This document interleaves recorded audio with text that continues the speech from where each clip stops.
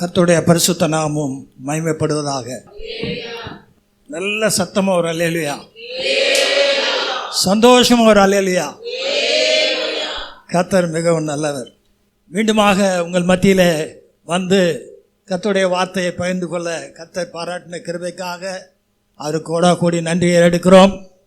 சபையின் போதகர், மக்கள், பெரியவர்கள் எல்லாம் எங்களை மீண்டுமாக அழைத்ததற்காக உங்களுக்கு எங்கள் நன்றியை ஆண்டவர் நாங்கள் தெரிவித்துக் கொள்கிறோம். என் சார்பாக, என் குடும்பத்தின் சார்பாக, கிருபையாருக்கு ஊழியங்கள் சார்பாக உங்களை இயேசு கிறிஸ்துவின் இனிய நாமத்தில் வாழ்த்துகிறேன். இந்த நாளில் ஒரு பாடல் பாடி இதை ஆரம்பிக்கலாம் என்று, செய்தி ஆரம்பிக்கலாம் என்று இருக்கிறேன். இந்த நாளின் தலைப்பு, செய்தியின் தலைப்பு கர்த்தரை கனப்படுத்துவதும் பிரியப்படுத்துவதும். சொல்லுங்க, கர்த்தரை கனப்படுத்துவதும் பிரியப்படுத்துவதும். சரியா? கனப்படுத்துவது ஒன்று, சரியா? ஒரு பாடலை பாடுவோம். நான் பிதாவானால் என் கனமே, நான் எஜமான் என்றால் என் பயம் எங்கே? கேட்கும் தேவனுக்கு உன் பதில் என்ன? காற்றும் சட்டத்தில் செல்பவர், மின்னலை கையில் பிடிப்பவர், சமுத்திர அலையை கொளுக்குவார், பூமியை அதிர பண்ணுவார், சமுத்திர அலையை கொளுக்குவார், பூமியை அதிர பண்ணுவார். நான் பிதாவானால் என் கனமெங்கே? நட்சத்திரம் பேர் சொல்லி அழைப்பார், ராசிகளை வரவிடுவார், சாத்தானை காலில் மீறிப்பார், வெற்றி சிறக்க பண்ணுவார், சாத்தானை காலில் மீறிப்பார், வெற்றி சிறக்க பண்ணுவார். நான் பிதாவானால் என் கனமெங்கே?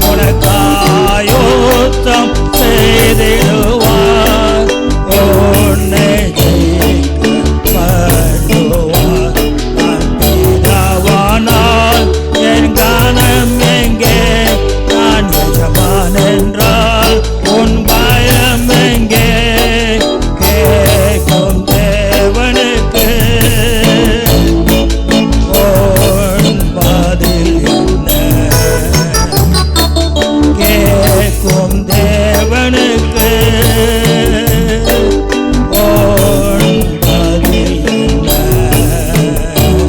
நான் பிதாவானால் என் கனம் எங்கே? ஆமாண்டவரே, நீர் மகத்துவமான தேவனப்பா. நீர் ஆண்டவர் மகிமை சிறந்தவராக இருக்கிறீர். ஆண்டவர் உமக்கு கொடுக்க வேண்டிய கனத்தை ஆண்டவரை நாங்கள் கொடுக்க நீர் எதிர்பார்க்கிறீர். நான் பிதாவானால் என் கனம் எங்கே என்று கேட்கிறீர் அப்பா. நாங்கள் எல்லாம் உம்முடைய பிள்ளைகள் ஆண்டவரே. ஆண்டவரே, உமக்கு கனத்தை கொடுக்க ஆண்டவரே நாங்கள் ஆண்டவரே விருப்பமுள்ளவர்களாக இருக்கிறோம். கனத்தை கொடுத்து கொண்டு இருக்கிறோம் அப்பா. நீர் மகிமைப்படுவீராக. இப்பொழுதும் ஆண்டவரே, நீர் அருமையாக இந்த நேசிக்கிற இந்த கண்மலை ஜெப வீட்டிற்காக கொடுத்து அனுப்பியிருக்கிற செய்தியை ஆண்டவரே, அடியான் பேசும்போது என் பேச்சும் என் பிரசங்கமும் மனுஷ ஞானத்திற்குரிய நய வசனப்பு உள்ளதாய் இராதபடி ஆவியினாலும் பலத்தினாலும் உறுதிப்பட்டதாய் இருப்பதாக. நீர் ஆவியானவரே, நீர் பேசும், நாங்கள் கேட்க அவளோடு காத்திருக்கிறோம். இயேசு கிறிஸ்து நாமத்திலே செபிக்கிறேன் பிதாவே. ஆமென், ஆமென். கர்த்தர் நல்லவர். முதலாவது, கனப்படுத்துதல் என்றால் என்ன? ரெண்டு காரியம் பார்க்க போகிறோம். ஒன்று கனப்படுத்துதல், இன்னொன்று சத்தமாக சொல்லுங்க, பெரியப்படுத்துதல். சரி, முதலாவது கனப்படுத்துதல் என்பது அவருடைய மேன்மையும் மகிமையுமான நிலைமைக்கு, அவருடைய மேன்மையும் மகிமையுமான நிலைமைக்கு நாம் கொடுக்கும் ஒரு மரியாதை, நாம் காண்பிக்கும் ஒரு பயபக்தி. அதுதான் கனப்படுத்துதல். அவர் சர்வ வல்லவர், சர்வ வியாபி, அதாவது எங்கும் நிறைந்தவர், நீடிய ஆயுசுள்ளவர், நீடிய பொறுமை உள்ளவர், இரக்கமுள்ளவர், தயையில் பெருத்தவர். அவர் அன்பாகவே இருக்கிறார். அவர் பரிசுத்தம் உள்ளவர், எல்லா நாமத்துக்கு மேலாக உயர்த்தப்பட்ட நாமத்தை உடையவர். அவரால் செய்யக்கூடாத அதிசயமான காரியம் ஒன்றுமே இல்லை. கரங்களை உற்சாகமா தட்டி இந்த பாருங்க, இந்த செய்தியை உங்களுக்கு பிரத்யேகமா உங்களை உற்சாகப்படுத்துறதுக்கு, இன்னும் ஆண்டவரோட நெருக்கமா இணைந்து கொள்றதுக்காக இந்த செய்தி ஆண்டவர் கொடுத்து அனுப்பிச்சிருக்கிறாரு. நீங்க அதை உற்சாகமா கேட்கணும். சரியா? குறிப்பெடுக்கிறவங்க எடுத்துக்கொள்ளுங்க. வசனத்தை பிரட்டி வாசிக்க வேணாம், குறிப்பு மட்டும் நீங்கள் எழுதிக்கலாம். ஏன்னா பிரட்டி எடுக்கிற நேரத்தில் நான் ஏற்கனவே சொல்லுவேன், அந்த நேரத்தில் அடுத்த வசனத்துக்கு நான் கடந்து போயிடுவேன். நீங்கள் வசனத்தையும் வாசிக்க மாட்டீங்க, சொல்கிறதையும் முழுசாக கேட்க முடியாமல் போயிடும். ஆமென். சரி, இந்த பாடலில் நம்ம பாடினது போல அவர் காற்றின் செட்டையில் செல்றவராம். எப்படி? காற்றின் செட்டையில் வர்றன்னு போகிறவர். சரியா? மின்னலை கையில் பிடிக்கிறவராம். மின்னல் வோல்டேஜ், பயங்கரமான வோல்டேஜ். அது மேலேருந்து அடிச்சிச்சுன்னா அந்த இடம் எரிஞ்சு சாம்பலாக போகும். அந்த வோல்டேஜை கையில் பிடிக்கிறாரு. அல்லையா? பிடிச்சி இங்கே போய் அடி அப்படின்னு சொல்லி அனுப்புகிறவர். என்ன ஒரு வல்லமை பாருங்களேன். அப்புறம் சமுத்திர அலைய, என்ன சமுத்திரத்தை குலுக்குவாரா. எவ்வளோ பெரிய சமுத்திரம், இங்கிருந்து பார்த்தோம்னா எங்கே முடியுதுன்னே தெரியாது. அதை குலுக்கிறாரு, அலைகள் உண்டாகுது. அல்லேலூயா. பூமி பல ஆயிரம் சதுர மைல் இல்லையா? பூமி எவ்வளோ பெருசு, அதை அதிர பண்ணுறாராம். அப்போ என்ன ஆகுது? என்ன வருது? பூமி அதிர்ச்சி வருது. ஓகே, அப்போ வார்த்தையினால அவர் சர்வலோகத்தையும் சிருஷ்டித்த தேவன். ஒரு வார்த்தை தான், வெளிச்சம் உண்டாக கிடவுது, வெளிச்சம் உண்டாயிடுச்சு. சரியா? அடுத்தாப்புல நட்சத்திரம், கூடாக்கூடி நட்சத்திரம் இருக்கு, ஒவ்வொன்றுக்கும் பேர் வச்சிருக்காரு. பாருங்க, நம்ம இங்கே ஒரு சிறு கூட்டமாக இருக்கோம், ஒரு 40-50 பேர் இருக்கோம். நம்ம பேரெல்லாம் பாஸ்டருக்கு தெரியும் ஓரளவுக்கு. எங்களை மாதிரி ஆளுக்கு, புதுசாக வந்தவங்களுக்கு தெரியாது. ஆனால் ஆண்டவருக்கு கோடாக்கூடி நட்சத்திரங்கள் பேரை தெரியும், தெரிஞ்சு வச்சிருக்காரு. உருவாக்குனவர் அவர் தானே. அல்லேலூயா. சரி, பரலோகத்தில் 24 மூப்பர்கள், 4 ஜீவன்கள் இருக்கிறாங்க. இந்த 24 மூப்பர்கள்லாம் சிங்காசனத்தில் உட்காந்துருக்காங்க. அவங்க என்ன பண்ணுறாங்க? இவர் வர்றாருன்னு சொன்ன உடனே தலையில் கிரீடங்களை கலட்டி கீழே வச்சுட்டு சாஷ்டாங்கம் விழுந்து வணங்குறாங்க. அல்லேலூயா. ஏன்னா அவ்வளோ மகத்துவமான தேவன் நம்முடைய தேவன். அல்லேலூயா. கோடான கூடிய தூதர்கள் அவர் சதா காலம் பரிசுத்தர் பரிசுத்தர் பரிசுத்தன்னு போற்றி புகழ்ந்து பாடிக்கொண்டு இருக்கிறாங்க. இத்தனை மகத்துவமான தேவன் பரலோகத்திலிருந்து நம்மளை மீட்கும்படியாய் இறங்கி இயேசு என்ற மனுவுருவிலே வந்தார். கரங்களை உற்சாகமாக தட்டி அவர் நமக்காக ரத்தம் சிந்தினாரு. கோடா கோடி தூதர்களுக்காக சிந்தல. யாருக்காக சிந்தினாரு? உங்களுக்காகவும் எனக்காகவும் சிந்தினாரு. சரியா? எல்லா நாமத்துக்கு மேலான உயர்த்தப்பட்ட நாமம் இயேசு நாமத்துக்கு கீழ்ப்படியாக முழங்கால் கால இல்லை, கால்கள் முண்டங்கும், நாவெல்லாம் அறிக்கை செய்யும். அல்லேலூயா. அவரு தலைமுறையாக நம்மளை ஆசீர்வதிக்கிற தேவன். ஆமென்.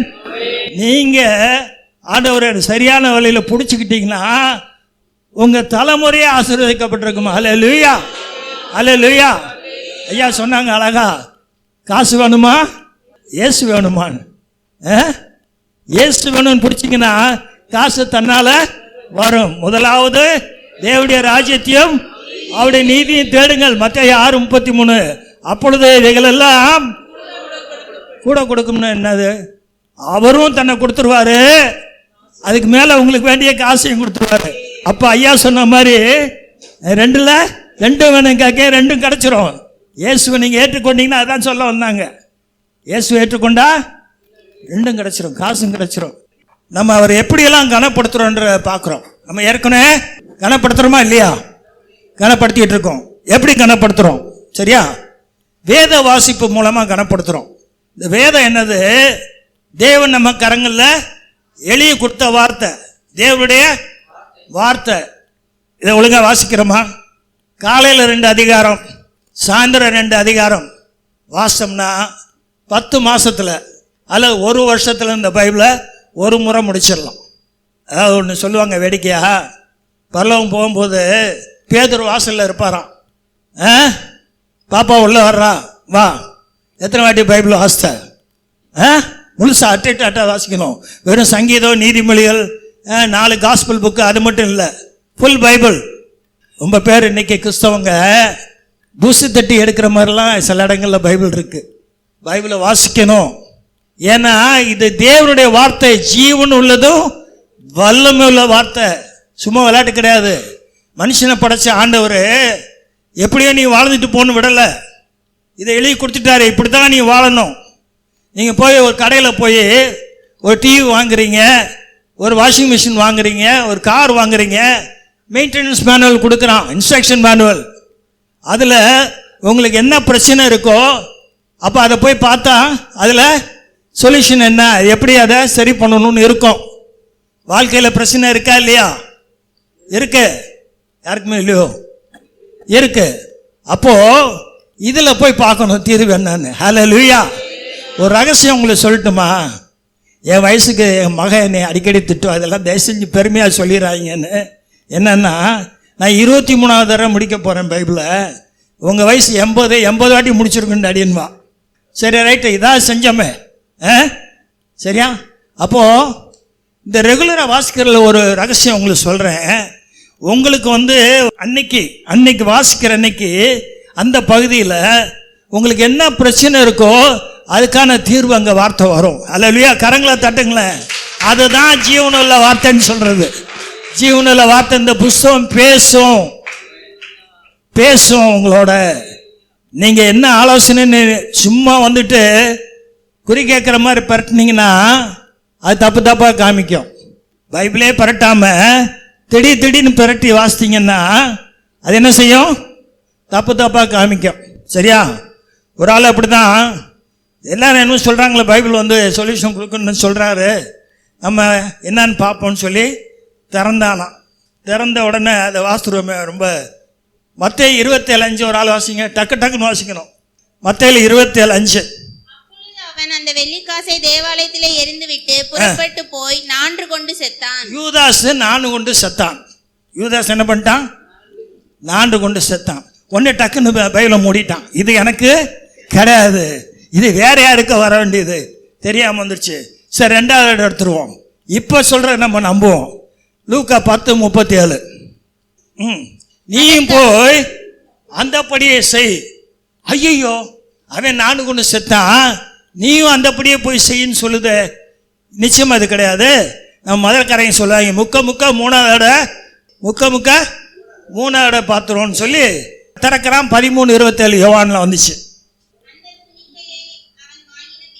சாத்தான் அவனுக்குள் புகுந்தான்.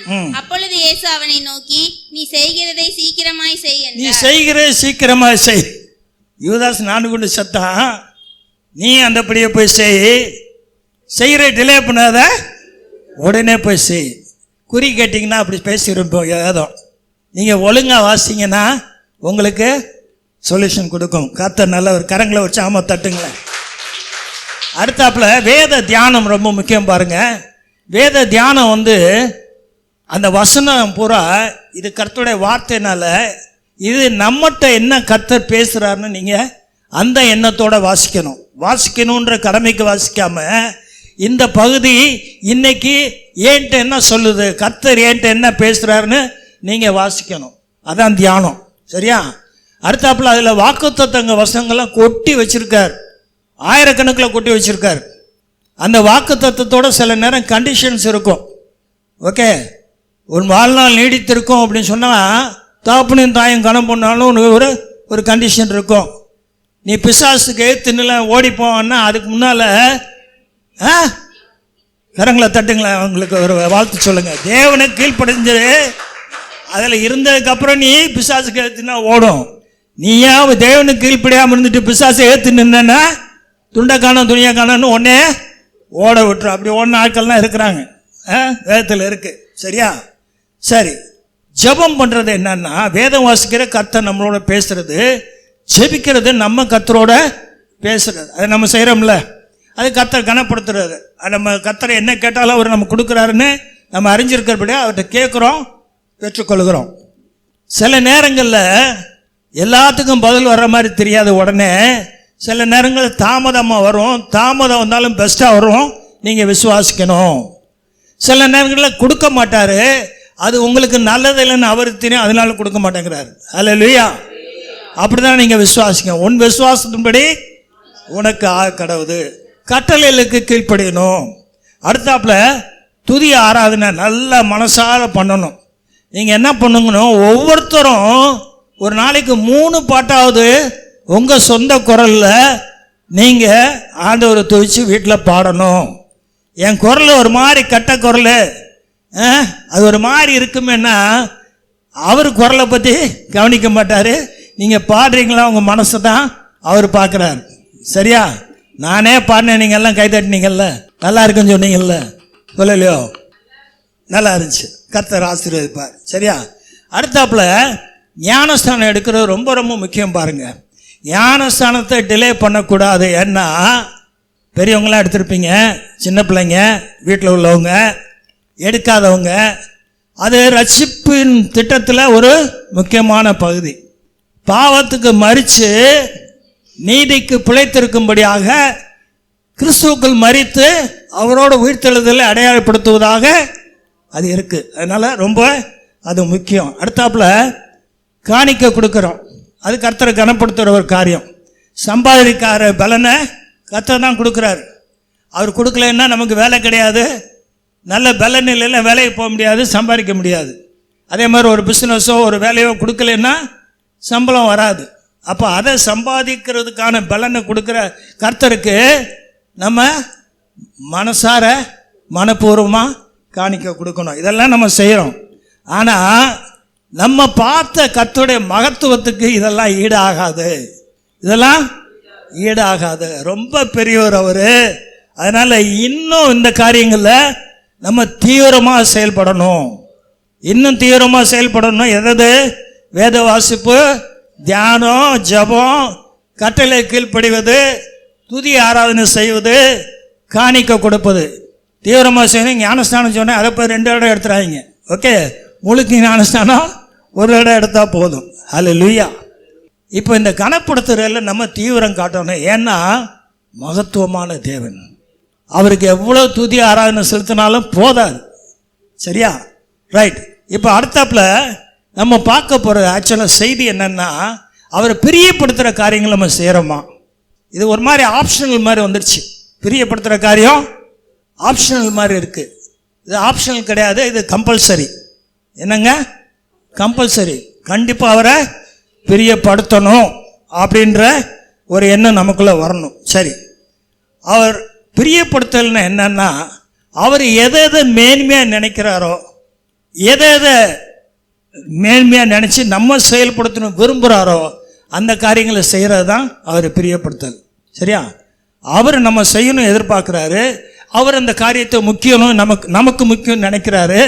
அப்போ நம்ம அதை செயல்படுத்துவது அவரை பிரியப்படுத்துகிற காரியமாக இருக்கும். ஒரு தாப்பன் இருக்கார், தாய் இருக்கிறாங்க, பிள்ளைக்கு ஒரு காரியத்தை சொன்னால் கீழ்ப்படிஞ்சா அவங்க பிரியப்படுறாங்க, சந்தோஷப்படுறாங்க. நல்ல பிள்ளை, என் மகன் சொன்னதெல்லாம் கேட்பான்ற மாதிரி. அது மாதிரி அவரை பிரியப்படுத்துகிற காரியங்கள். ஏசப்பா எப்பயுமே தேவனுடைய சித்தத்தை நிறைவேற்றி கொண்டே இருந்தபடியால் வானத்திலிருந்து ஒரு சத்தம் வருது, இவர் என் நேசகுமாரன், இவரில் நான் பிரியமா இருக்கேன். தேவ சித்தம் செஞ்சுட்டே இருந்தார். அல்லேலூயா. கர்த்தரை பிரியப்படுத்தும் நோக்கம் நம்மகிட்ட இருக்கான்றத, அந்த நோக்கத்தை நம்ம கொஞ்சம் பார்க்கணும், இருக்கான்றத பார்க்கணும். ஏதோ போகிற போக்கில் அப்படியே போயிட்டே இருக்கோமோ ஒழிய, இதை பிரத்யேகமாக நான் கர்த்தரை பிரியப்படுத்துகிறேன்னா ஒவ்வொரு காரியத்திலும் அப்படின்னு நம்ம யோசித்து பார்க்கணும். எப்படியெல்லாம் பிரியப்படுத்தலாம் அப்படின்றதான் இப்போ நம்ம செய்தியாக பார்க்க போகிறோம். முதலாவது மனம் திரும்புதல்.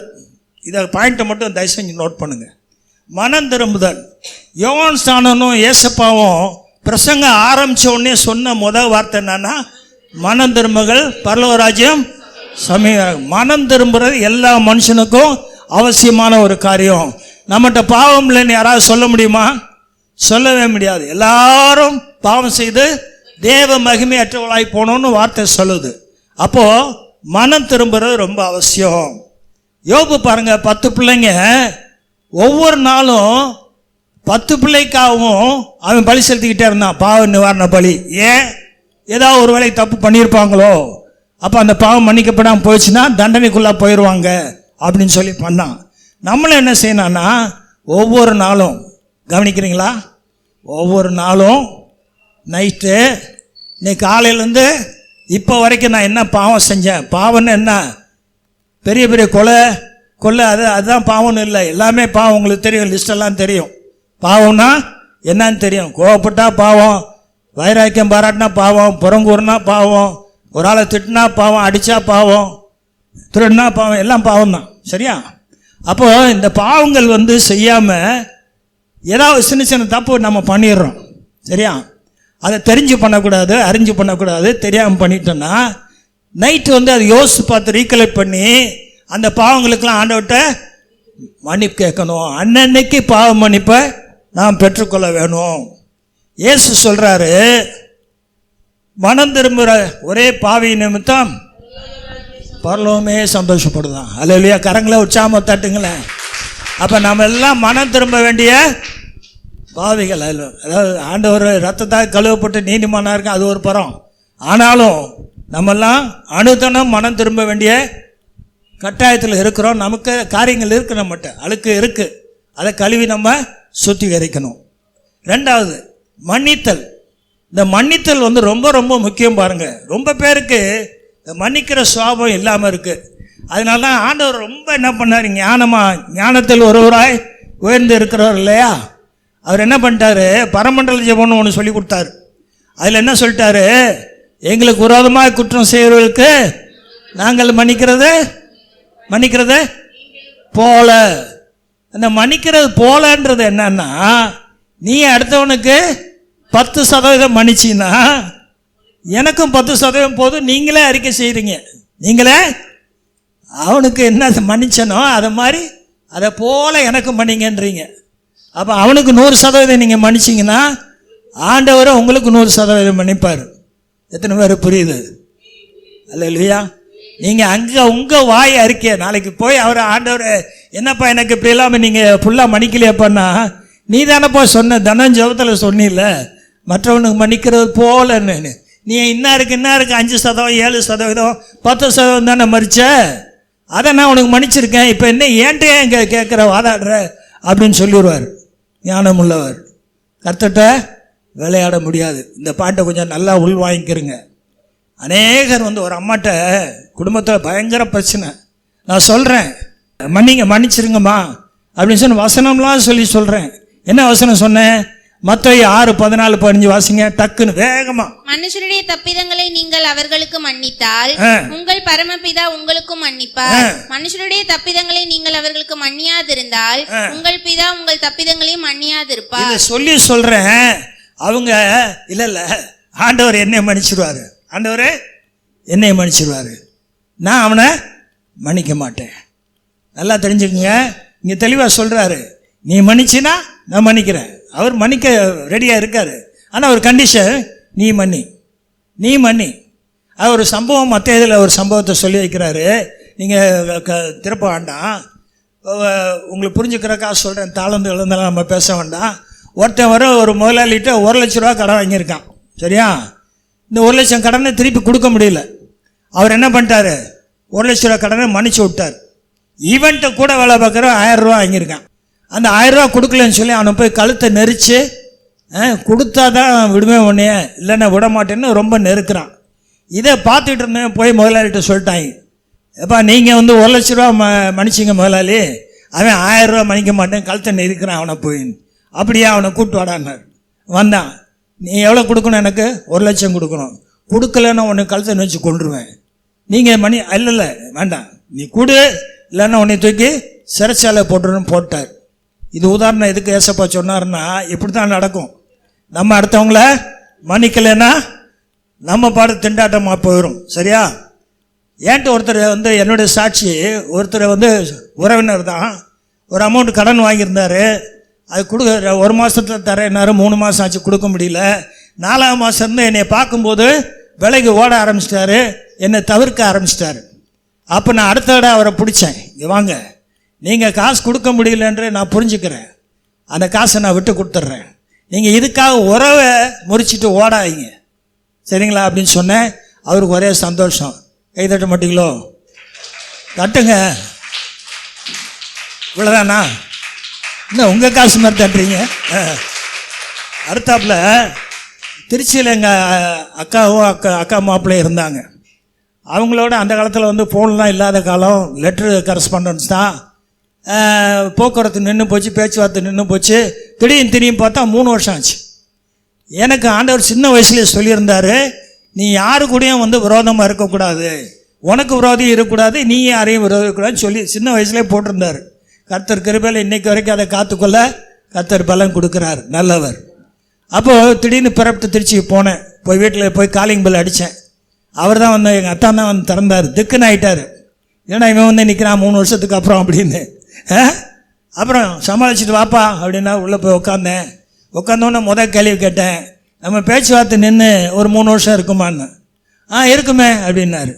சரி, என்ன காரணத்தினால நமக்குள்ளே பேச்சுவார்த்தை நின்றுச்சு அப்படின்னு அவர் ரூம் போட்டு யோசித்து பார்த்தாரு. அவருக்கு காரணம் கண்டுபிடிக்க முடியல, எனக்கும் தெரியல. என்ன விளங்குது உங்களுக்கு? அப்போ ஒப்பு பெறாத ஒரு காரியத்துக்கு ஏதோ ஒரு மிஸ் அண்டர்ஸ்டாண்டிங் வந்து 3 வருஷம் சொந்த அக்கா ஃபேமிலியோட பேச்சுவார்த்தை நின்று போச்சு. நம்ம நிறையா வச்சுருப்போமே அந்த மாதிரி கேஸெல்லாம். ஒருத்தட்டு 1-2 இருக்குமே, சிரிக்கிறத பார்த்தாலே தெரியுது. அதெல்லாம் தயவு செஞ்சு சரி பண்ணிடுங்க, அதெல்லாம் சரி பண்ணிடுங்க. ஏன்னா ஒன்றும் இல்லை, நீங்கள் இறங்கி போகிறவங்க நான் எதுக்கு இறங்கி போகணும்னு நீங்கள் நினைக்கிறீங்க. ஆனால் பரலோக தர்ப்பன் தாழ்மையில் உயர்த்துகிறாரா இருக்கிறார். ஹல்லேலூயா.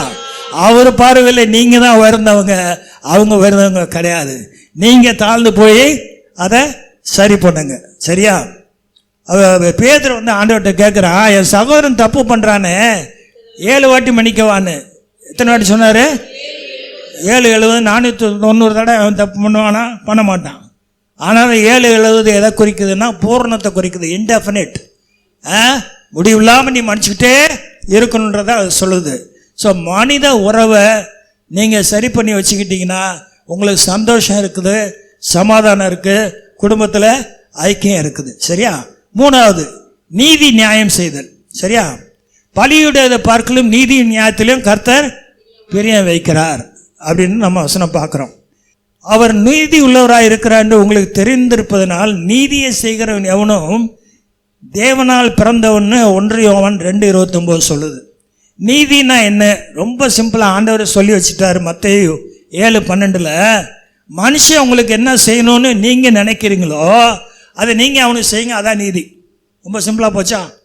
மனுஷன் அடுத்தவன் எனக்கு என்ன செய்யணும்னு நினைக்கிறானோ, நமக்கு தீமை அவன் செய்யணும்னு நினைப்போமா?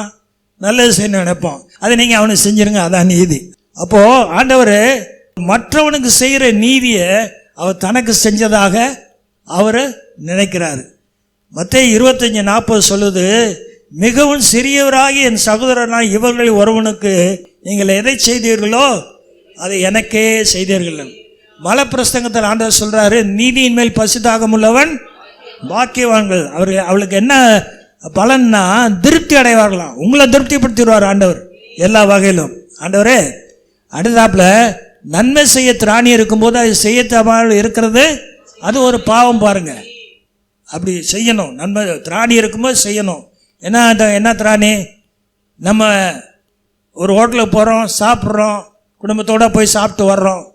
வெளியே இருக்கிறவங்க வரியவங்களுக்கு நல்ல ஏதாவது ஒரு பாக்கெட் வாங்கிட்டு வந்து கொடுத்தோம்னா அவன் சந்தோஷப்படுறான் பாருங்க, கர்த்தர் சந்தோஷப்படுவார். அல்லேலூயா. நம்ம ஊராலே சொல்லி வச்சுருக்கா, ஏழையின் சிரிப்பில் இறைவனை காண்போன்னு. உண்மையாக நம்ம ஆண்டவர் அதில் சந்தோஷப்படுற தேவனாக இருக்கிறார். சரியா? அதான் நல்ல சமாரியன் கதையில் ஆண்டவர் சொன்னது அதான். ஒரு லேவினும் ஆசாரியனும் அடிபட்டு சாக போகிறோன்னு பார்க்குறாங்க, ஒன்றும் செய்யாமல் அவங்க வேலையை செய்யணும் கடந்து போயிடுறாங்க. ஆனால் ஒரு சமாரியன் வந்து அவனுக்கு வேண்டிய காரியங்களை செய்கிறான். அவன் செஞ்சதுனால ஆண்டவர் என்ன சொன்னார்? அவனை நல்ல சமாரியன் சொன்னார். சொல்லுங்க, நல்ல சமாரியன். அதே மாதிரி உங்கள் பேரை போட்டுங்க, நல்ல அப்படின்னு சொல்லி உங்கள் பேர் சொல்லி ஆண்டவர் சொல்வார். அல்லேலூயா.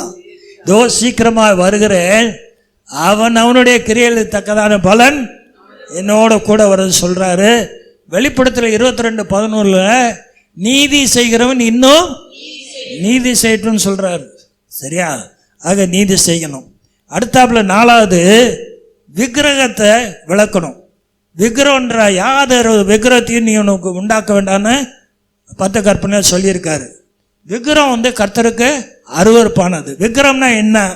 அது மனிதனால் படைக்கப்பட்ட ஒரு சிலையோ ஒரு உருவமோ ஒரு படமோ அல்லது ஒரு பொருளாவோ இருக்கலாம். சரிங்களா?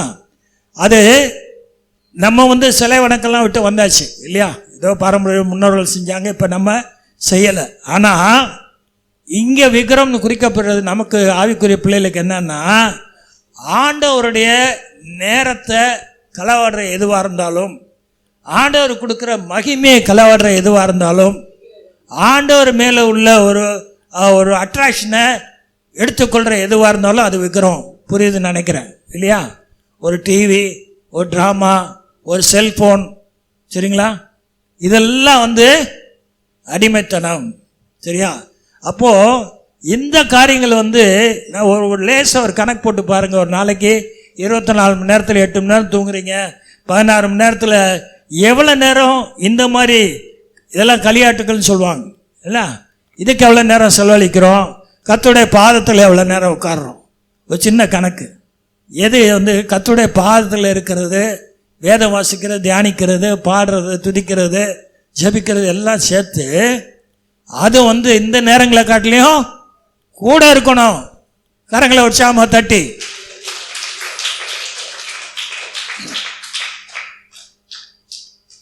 தெசலோனிக்கேயர் 1:9 சொல்லுது, ஜீவனுள்ள மெய்யான தேவனுக்கு ஊழியம் செய்வதற்கு நீங்கள் விக்கிரகங்களை விட்டு தேவனத்துக்கு மனம் திரும்புங்கள். அதில் போய் நேரத்தை செலவழிக்கிற போல தேவனுக்கு ஊழியம் செய்ய, அவரை துதித்து ஆராய்த்து போற்றி புகழ நம்ம நேரம் செலவழிக்கணும். 5வது காரியம் பரிசுத்தமாகுதல். ரொம்ப முக்கியம் பாருங்க. இது வந்து தேவன் நம்ம அழைத்தவர், அவர் பரிசுத்தராக இருக்கிறார். நான் பரிசுத்தர் ஆகையால் நீங்களும் பரிசுத்தராக இருங்கள் ஆண்டவர் சொல்லுகிறார். சரீர பரிசுத்தம் அவசியம்னு ரோமர் 12:1 நம்ம வாசிக்கிறோம். ஒன்றுக்கும் அடிமைப்படக்கூடாது. பீடி, சிகரெட்டு, கஞ்சா, போதை வஸ்துக்கள், சரிங்களா, மதுபானம், இந்த மாதிரி எந்த காரியத்திலையும் சரீரத்தை நம்ம அசுசிப்படுத்த கூடாது. சரிங்களா? ஏன்னா ஐயா சொன்ன மாதிரி, பிரதர் சொன்ன மாதிரி, உங்கள் சரீரமானது பரிசுத்த ஆவியுடைய ஆலயமாக இருக்குது. அப்போது நம்ம பரிசுத்தமாக இருக்கணும் தான் தேவனுடைய சித்தமாக இருக்குது. வெளிப்படுத்தல அதே 22:11 சொல்லுது, பரிசுத்தம் உள்ளவன் மேலும் பரிசுத்தமாகட்டும். ஆண்டவுடைய பரிசுத்தம் ரொம்ப எங்கேயோ இருக்குது. அது என்ன ஸ்டாண்டர்ட் வச்சிருக்காரு பாஸ் மார்க் போடன்னு நமக்கு தெரியாது. அதனால பரிசுத்தம் உள்ளவன் இன்னும் பரிசுத்தமாகணும். சரியா? எபிரேயர் 12:14 பெரிய வார்னிங் கொடுக்குது. பரிசுத்தம் இல்லாமல் ஒருவனும் தேவனை தரிசிப்பது இல்லையா. அவர் பார்க்க கூட முடியாது பரிசுத்தம் இல்லையா. சரியா? அடுத்தாப்புல 2 உதாரணம் பார்க்கலாம். யோசேப்பு அவன் போத்திபார் மனைவியிட்ட பாவம் செய்ய தூண்டப்படும் போது அவன் சொன்னான், தேவனுக்கு விரோதமாய் நான் பாவம் செய்வது எப்படி. என்ன கேள்வி கேட்குறான் பார்த்தீங்களா? அவன் அந்த பாவத்தை எப்படி பார்க்கறான்? டைரெக்டாக தேவனோட கனெக்ட் பண்ணுறான். ஐயோ நான் செஞ்சேன்னா அவனுக்கு விரோதமான பாவம் அப்படின்னு நினைக்கிறான். ஏசப்பா என்ன கேட்டார் ஒரு கேள்வி, கூட வளர்ந்து வந்தீங்க அவங்க ஊரில் இருந்தீங்களா பார்த்து, என்னில் பாவம் உண்டென்று உங்களை யார் என்னை குற்றப்படுத்தக்கூடும். யாராவது சொன்னால் நான் கை நீட்டி நீங்கள் அதை செஞ்சீங்க இதை செஞ்சீங்கன்னு ஒருத்தரும் சொல்ல முடியல. சரி, அடுத்தாப்புல கனி தரும் ஜீவியம். ஆவியின் கனிகள் 9, ஆவியின் வரங்கள் 9. சரியா? என்ன எண்ணிக்கையே சொல்ல மாட்டீங்க? ஆவியின் கனிகள் 9 யாருக்காக மனப்பாடமாக தெரியுமா? அன்பு, சந்தோஷம், சமாதானம், வர்ஷா, நீடிய பொறுமை,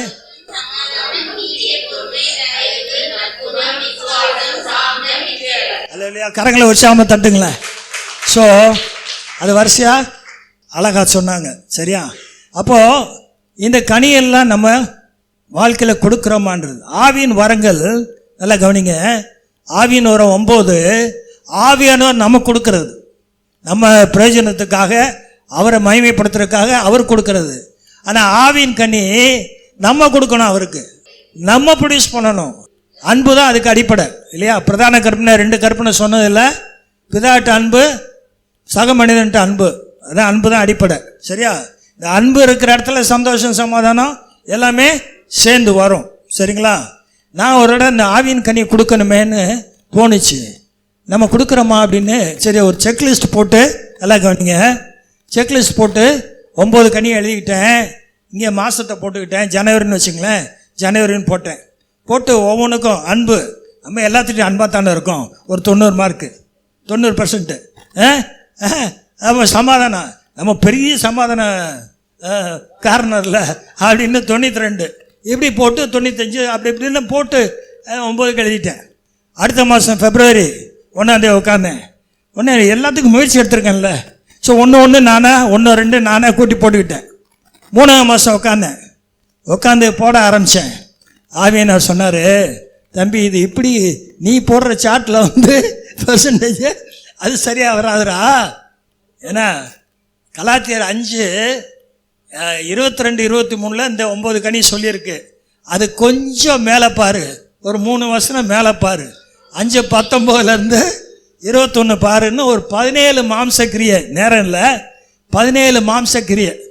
இந்த மாம்சக்கிரியில்னா நீ ஜெயிச்சினா இந்த கனி தன்னால் வெளியே வரும். கரங்களை உற்சாகமாக தட்டுங்களேன்.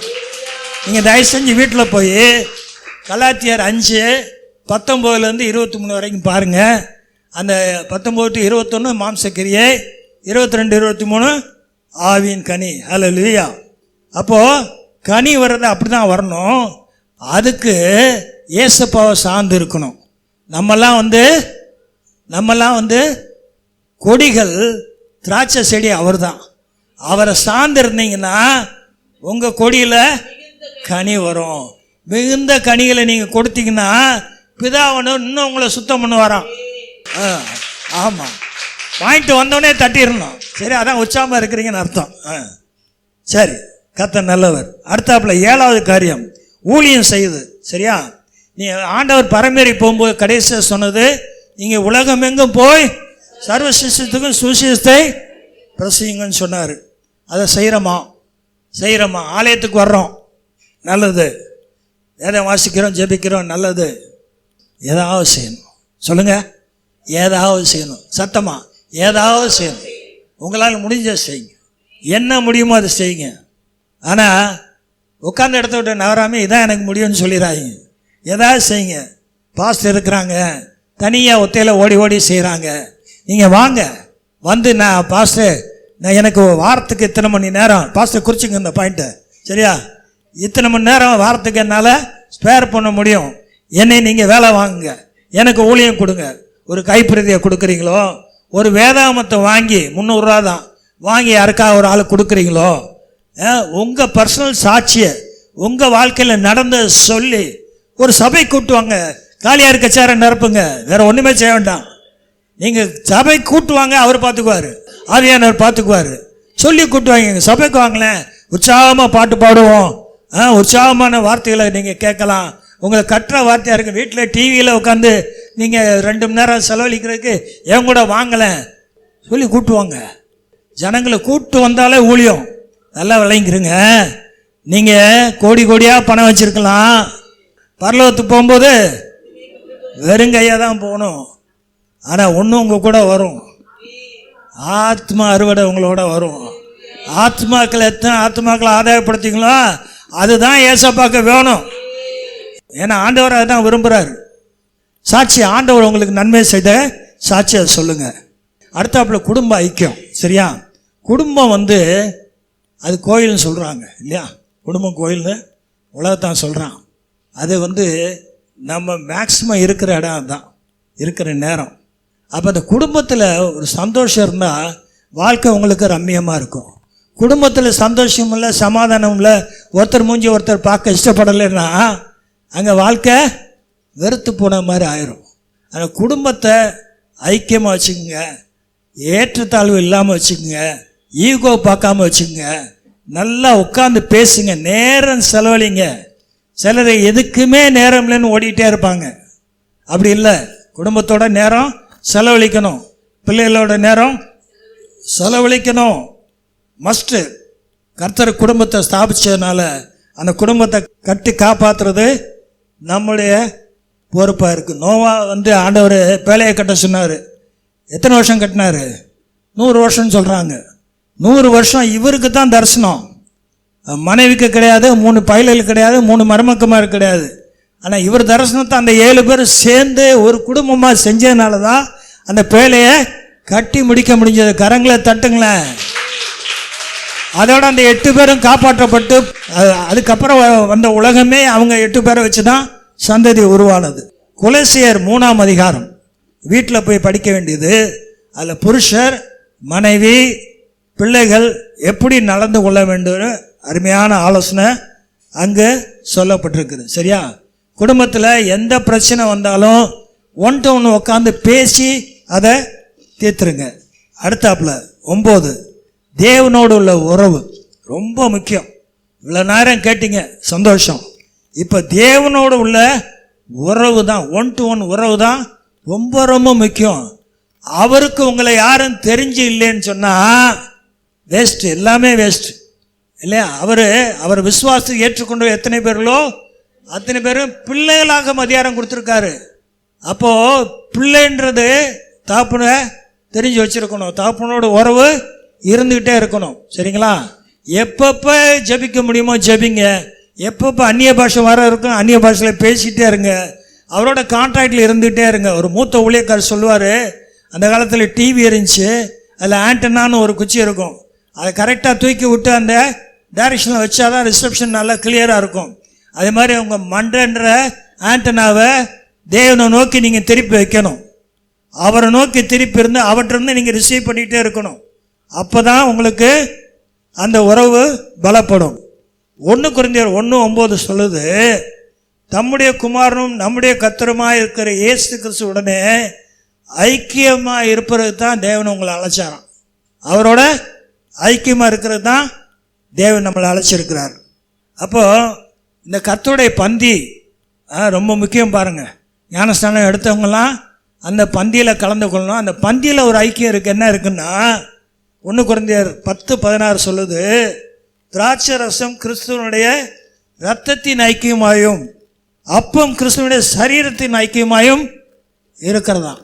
அதனால் பந்தியை நீங்கள் உங்களை பரிசுத்தப்படுத்திக்கிட்டு உங்கள் பாவங்கள்லாம் அறிக்கை செஞ்சுட்டு ஆண்டவர் சமூகத்தில் கெஞ்சி குத்தாடி அதெல்லாம் பண்ணிவிட்டு அதுக்கப்புறம் நீங்கள் பந்தியில் கலந்து கொள்ளணும். கடைசியாக 10வது காரியம், உண்மையாக இருக்கணும். நீ உண்மையாக இருக்கணும். நம்மளை அழைத்த கர்த்தர் உண்மையாக இருக்கிறார். நாமும் உண்மையாக இருக்கணும். நம்ம வைக்கப்பட்டிருக்க நிலையில், நம்ம கொடுக்கப்பட்ட பொறுப்பில் உண்மையாக இருக்கணும். உண்மையாக நடக்கிறவர்கள் அவருக்கு பிரியம் சொல்லி நீதிமொழிகள் 12:22 சொல்லுது. சரியா? அதோட உண்மையுள்ள மனுஷன் என்ன செய்வானா? பரிபூர்ண ஆசீர்வாதங்களை பெறுவான்னு நீதிமொழிகள் 28:20 சொல்லுது. ஆண்டவர் சொல்றாரு, கொஞ்சத்திலே நீ உண்மையாக இருந்தால் அநேகத்தின் மேல் உன்னை அதிகாரியாக வைப்பேன் என்று ஆண்டவர் சொல்லுறார். அப்போ உண்மையாக இருக்கணும். ஏன்னா உள்ளதை உள்ளதென்றும் இல்லதை இல்லதென்றும் சொல்லுங்கள் ஆண்டவர் சொல்லியிருக்கிறார். சரியா? இப்போ கர்த்தரை பிரியப்படுத்த நம்ம செய்ய வேண்டிய காரியம் மனம் திரும்புதல், 2வது மன்னித்தல், 3வது நீதி நியாயம் செய்தல், 4வது விக்கிரகத்தை விளக்குறது, அதாவது அவருக்கு அதிக நேரம் கொடுக்கறது, கனிதரம் ஜீவியம் செய்தல், ஊழியம் செய்வது, குடும்ப ஐக்கியம், தேவ உறவு, உண்மையாக இருப்பது. இன்னும் நிறையா இருக்குது. இது மெயின் நேரத்துக்குள்ளாக இவ்வளோதான் பேச முடியும். சரியா? இதை நீங்கள் செஞ்சாலே கர்த்தர் இன்னும் உங்களை அதிகமாக எடுத்து பயன்படுத்துவார். நாம் கர்த்தரை பிரியப்படுத்தும் போது வேதத்தில் ஒரு ஆளை பற்றி சொல்லியிருக்கு. பிரியமானவனேன்னு ஒரு ஆளை அழைச்சிருக்கு. யார்? தானியலை பிரியமானவனேன்னு அழைச்ச போல கர்த்தர் நம்மையும் 3 யோவான் 2 சொன்னது மாதிரி, பிரியமானவனே உன் ஆத்மா வாழுகிற போல நீ எல்லாவற்றிலும் வாழ்ந்து சுகமாய் இருப்பாய் என்று உங்களை ஆசீர்வதிப்பார். அல்லேலூயா! கரங்களை தட்டி கர்த்தருடைய வருகை மிக மிக சமீபமாக இருக்கிறது. இந்த காரியங்களை கர்த்தரை கனப்படுத்தி கர்த்தரை பிரியப்படுத்தணும்னு நோக்கத்தோடு கவனமாக இருந்து பிரியப்படுத்தி நீங்கள் நடத்தும் போது, வாருங்கள் என் பிதாவினால் ஆசீர்வதிக்கப்பட்டவர்களே, உங்களுக்காக ஆயத்தம் பண்ணியிருக்க சுதந்திரத்தை அனுபவித்துக் கொள்ளுங்கள் சொல்லி வருகையில் கர்த்தர் நம்மை அவரோடு சேர்த்துக்கொள்வார். நித்தியமாய் கர்த்தரோடு நாம் இருக்க போகிறோம். கர்த்தர் சீக்கிரம் வருகிறார். கர்த்தரை கனப்படுத்துவோம், கர்த்தரை பிரியப்படுத்துவோம். அவரே எல்லா துதிக்கும் மகிமைக்கும் பாத்திரராக இருக்கிறார். ஆமேன். கர்த்தர் ஆமேன். இந்த வார்த்தைகளை உங்களுக்கு ஆசீர்வாதத்தை கொடுப்பாராக. ஆமேன். ஜெபி. ஹல்லேலூயா. உம்மை ஸ்தோத்திரிக்கிறோம், உம்மை துதிக்கிறோம் ஆண்டவரே. நன்றி தகப்பனே. அப்பா, இம்மட்டுமாய் நீர் எங்களோடு முகமுகமாய் பேசின தயவுக்காக உமக்கு ஸ்தோத்திரம் தகப்பனே. ஏசப்பா ஸ்தோத்திரம் ஆண்டவரே. நாங்களும் கூட ஆண்டவரே உம்மை அநேக விதத்தில் கனப்படுத்தவர்களாய் உம்மை பிரியப்படுத்தவர்களாயும் காணப்பட நீங்கள் எங்களுக்கு உதவி செய்யும்படியாய் செபிக்கிற தகப்பனே. ஏசப்பா, நாங்கள் எவ்விதத்தில் ஆண்டவரே ஸ்தோத்திரம் ஆண்டவரே அப்பா உம்மை மகிமைப்படுத்தாமலும் கனப்படுத்தாமலும் ஆண்டவரே ஸ்தோத்திரம் ஆண்டவரே உமக்கு பிரியம் இல்லாமல் இல்லாதபடிக்கு ஆண்டவரே பரிசுத்த ஆவியான தம்மை நாங்கள் இன்று கேட்டது போல ஒவ்வொரு வாரமும் நாங்கள் பரிசுத்த ஆவியானவரால் நிரப்பப்பட்டு சபைக்கு வந்த அநேகரை நாங்கள் சபைக்கு கூட்டுவர்களாய் காணப்பட்டு ஆண்டவரே ஸ்தோத்திரம் ஆண்டவரே இன்னும் அதிகமாய் தேவனுக்கு பிரியமானவர்களாயும் தேவனை கனப்படுத்துவர்களாயும் காணப்பட்டு எங்களுக்கு உதவி செய்யும்படியாய் செபிக்கிற ஆண்டவரே கேட்ட வார்த்தைகள் ஒவ்வொன்று ஆண்டவரே பிரியப்படுத்துகிற காரியங்கள் ஆண்டவரே ஒவ்வொன்று ஆண்டவரே எங்களுடைய அனுதின ஜீவியத்தில் நாங்கள் கடைபிடிக்க பரிசுத்த ஆவியானவர் தாமே ஆண்டவரே கேட்ட ஒவ்வொரு வார்த்தைகளும் அனுதினமும் எங்களுக்கு ஞாபகப்படுத்தும்படியாய் செபிக்கிற தகப்பனே. ஆண்டவரே அப்பா ஸ்தோத்திரம் ஆண்டவரே அப்பா கேட்டபடி இன்னும் அநேக நேரம் உமக்கு ஆண்டவரே கொடுத்து ஆண்டவரே ஸ்தோத்திரம் ஆண்டவரே எப்பொழுதும் ஆண்டவரே பிரியமானவர்களாய் காணப்பட எங்களுக்கு உதவி செய்யும்படியாய் செபிக்கிறானவரே. நீங்க தானியேலை பார்த்து எப்படி சொன்னீங்க? நீ மிகவும் பிரியமானவன் சொல்லப்பட்டது போல ஆண்டவரே நாங்களும் ஒவ்வொரு நாளும் உமக்கு பிரியமானவர்களாய் காணப்பட ஆண்டவரே உமக்கு பிரியமானதை செய்ய ஒவ்வொரு நாளும் நீ எங்களுக்கு போதிக்கும்படியாய் செபிக்கிறோம் தகப்பனே. அப்பா கேட்ட ஒவ்வொரு வார்த்தைகளும் ஆண்டவரே நாங்கள் தவறு விட்டு விடாதபடிக்கு ஆண்டவரே பரிசுத்தாவினை எங்களையும் எங்க குடும்பத்தை நீங்க வேலி அடித்து ஆண்டவரே ஸ்தோத்திரம் ஆண்டவரே. நோவாவுடைய குடும்பம் எப்படி 8 பேர் காக்கப்பட்டார்களோ அதே போல நாங்களும் குடும்பமாய் சபையாய் ஆண்டவரே உம்முடைய வருகையில காணப்பட எங்களுக்கு நீங்க உதவி செய்யும்படியாய் செபிக்கிறோம் தகப்பனே. எப்படியாவது ஒவ்வொரு நாளும் உண்மை போல மாற்றப்பட்டு உம்முடைய வருகையில காணப்பட எங்களுக்கு நீங்க உதவி செய்யும்படியாய் செபிக்கிறோம். இயேசு நாமம் ஜெபிக்கிறேன் ஜீவனுள்ள நல்ல பிதாவே. ஜெபத்தை கேட்ட தயவுக்காக தேவனை ஸ்தோத்தரிப்போம். ஸ்தோத்திரம். பரிசுத்தம் இறக்கடர் இந்த ஆண்டவரே அருமையான இந்த மனமகிழ்ச்சி நாளுக்காய் நன்றி செலுத்துகிறோம். இந்த நாளிலும் ஆண்டவரே உம்மை கனப்படுத்துவது எப்படி, உம்மை பிரியப்படுத்துவது எப்படி என்று இந்த நாளிலே கர்த்தர் எங்களுக்கு கற்றுக் கொடுத்த கிருபைக்காய் ஸ்தோத்திரம். வேத தியானம், துதி, ஆராதனை, ஜபம் இவற்றின் மூலமாக ஆண்டவரே உம்மை கனப்படுத்துவதும் ஆண்டவரே மனம் திரும்புதல், மன்னித்தல் ஆண்டவரே நீதி நியாயத்தை செய்தல், விக்கிரகத்தை விட்டு விலகுதல், பரிசுத்தமாகுதல், கனிதரும் ஜீவியம், ஊழியம் செய்தல், தேவ உறவு முக்கியப்படுத்துதல் மற்றுமாக உண்மையாயிருத்தல் இவற்றின் மூலமாக ஆண்டவரே உம்மை பிரியப்படுத்தலாம் என்று இந்த நாளிலே கர்த்தர் கொடுத்த ஆவிக்குரிய ஆலோசனைகளுக்காக உமக்கு நன்றி செலுத்துகிறோம். ஆண்டவரே இந்த நாளில் நாங்கள் கேட்டவைகளை பின்பற்ற கர்த்தாவே எங்களுக்கு அப்படிப்பட்ட இருதயத்தை தரும்படியாய் ஜெபிக்கிறோம். ஆண்டவரே தேவ செய்து கொடுத்த ஆண்டவரே போதகருக்காக ஆண்டவரே பிள்ளைகளுக்காக பேர பிள்ளைகளுக்காய் நன்றி செலுத்துகிறோம். குடும்பமாக வந்து ஆண்டவரே ஊழிய ஊழியம் செய்தவர்களை கர்த்தர் ஆசீர்வதித்து இன்னும் அநேக சபைகளுக்கு பிரயோஜனம் உள்ளவர்களாக கர்த்தர்களை ஆசீர்வதிக்கும்படியா நம்முடைய கரத்துல ஒப்பு கொடுக்கிறோம். கர்த்தர் அப்படியே நீங்க நடத்த போற தயவுகளுக்காய் ஸ்தோத்திரம். இயேசுவின் நாமத்தில் ஜெபம் கேளு ஜீவன்ல நல்ல பிதாவே, ஆமீன். கர்த்தர் ஜெபத்தை கேட்ட தயவுக்காக தேவனை ஸ்தோத்தரிப்போம். ஸ்தோத்திரம் ஸ்தோத்திரம் ஸ்தோத்திரம். எல்லாரும் சேர்ந்து சொல்வோம். என் ஆத்துமாவே கர்த்தரை ஸ்தோத்தரி, என் முழு உள்ளமே பரிசுத்த நாமத்தை ஸ்தோத்தரி. என் ஆத்துமாவே கர்த்தரை ஸ்தோத்தரி, அவர் செய்த சகல உபகாரங்களையும் மறவாதே. ஆமேன். நம்முடைய கர்த்தராகிய இயேசு கிறிஸ்துவுடைய கிருபையும் பிதாவாகிய தேவனுடைய அன்பும் பரிசுத்த ஆவியானவருடைய அந்யோன்ய ஐக்கியமும் சமாதானமும் சந்தோஷமும் இன்றும் என்றும் சதா காலங்களிலும் நம் அனைவரோடும் நம்முடைய குடும்பங்களோடும் சபையாரோடும் இருப்பதாக. ஆமேன்.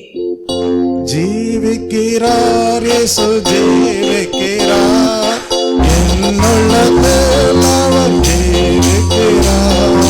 துன்பத்தில் துணையவரே என்றென்றும் ஜீவிக்கிறார். ஜீவிக்கிறார் இயேசு ஜீவிக்கிறார், என்னுள்ளத்தில் அவர் ஜீவிக்கிறார். துன்பத்தில் துணையவரே என்றென்றும் ஜீவிக்கிறார்.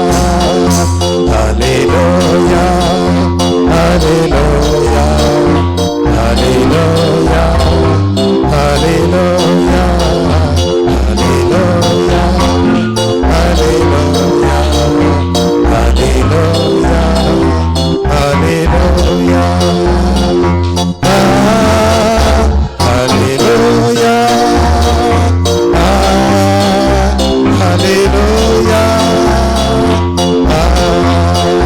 ஹல்லேலூயா ஹல்லேலூயா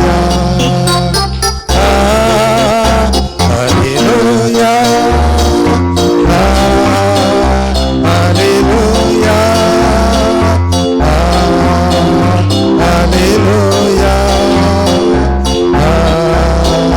ஹல்லேலூயா. தேவனை கனப்படுத்துவது எப்படி, தேவனை பிரியப்படுத்துவது எப்படி என்கிற கேள்விக்கு பதில் கிடைக்கும் வண்ணமாக கொடுக்கப்பட்ட தேவ செய்தி உங்கள் ஒவ்வொருவருக்கும் ஆசீர்வாதமாக காணப்பட தேவன்தாமே உங்களை பலப்படுத்தி கிருபை நல்கி மேன்மைப்படுத்துவாராக. ஆமேன்.